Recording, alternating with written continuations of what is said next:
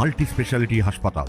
মেঘবেলা লাইভে আপনার পছন্দের টিভি চ্যানেলস সম্পূর্ণ বিনামূল্যে, শুধুমাত্র মেঘবেলা ব্রডব্যান্ডের কানেকশনের সঙ্গে। মেঘবেলা ব্রডব্যান্ড, বাংলার ঘরে ঘরে। হাওড়ার দাসনগর থানার জাপানি গেট এলাকায় ভয়াবহ দুর্ঘটনা। পুলিশ সূত্রে খবর, একটি মাল বোঝাই 12 চাকার লরি নিয়ন্ত্রণ হারিয়ে 3টি দোকানে ধাক্কা মারলে মুহূর্তে দোকানগুলি ভেঙে গুড়িয়ে যায়।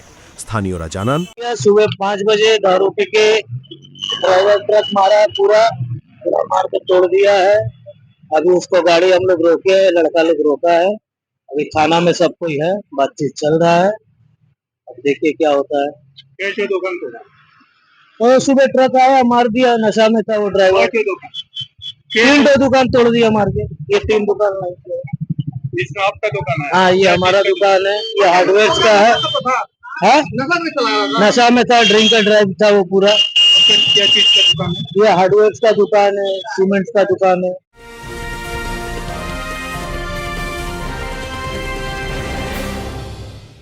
উত্তর 24 পরগনা ও তার আশপাশের এলাকার মানুষের সেবায় ক্যাথ ল্যাবের মতো অত্যাধুনিক সুবিধা নিয়ে পরিষেবায় ব্রতী সারদা মাল্টি স্পেশালিটি হাসপাতাল।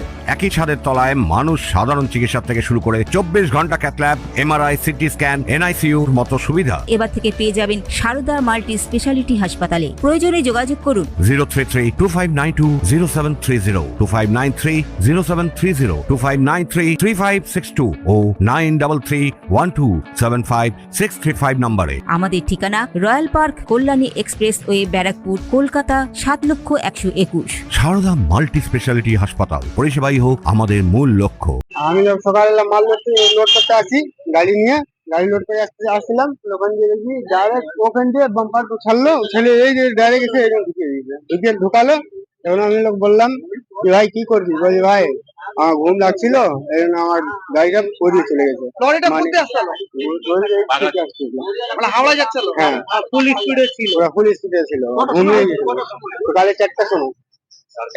কারো চোট হয়েছে? চোট তো মানে কারোর লাগেনি, বেঁচে গেছে। এই যে সামনে আমাদের কিছু হয়নি, আমার দোকান পুড়ে দিয়েছে, দোকান পুরো ভেঙে দিয়েছেন। লোকাল পাবলিক আছে, ঠিক আছে। দুর্ঘটনার পর স্থানীয়রা গাড়িটিকে চালক সমেত ধরে থানায় খবর দেন। পুলিশ এসে চালককে আটক করে নিয়ে যায়। প্রত্যক্ষদর্শীদের দাবি, मालिक आया तो बड़ा बाबू बोला कि ठीक है आपस में कॉम्प्रोमाइज कर लो, जो भी नुकसान हुआ दे दो, ठीक है। यहाँ का ऑफिसर ने बोला कि जो नुकसान हुआ तुमको तो देना होगा। तो उन्हीं बोलते कि हमारा तो इंश्योरेंस है, इंश्योरेंस में हमारा पैसा हम लोग नहीं देगा, हम लोग 80,000 इंश्योरेंस में किस लिए देता है? तो भाई आप इंश्योरेंस करा लिया इसलिए आप बेफिक्र हो गया, किसी को भी मार देगा है? अगर ऐसा है तो भाई तुम लोग तो बड़ा कंपनी को पैसा देके इंश्योरेंस करा के तुम लोग सेफ हो गया, हम लोग कहाँ जाएगा?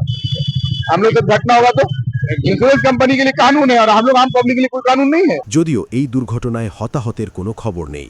দোকানের মালিকরা থানায় অভিযোগ দায়ের করেছেন, পুলিশ ঘটনার তদন্ত শুরু করেছে। Bureau report, news Bengal today.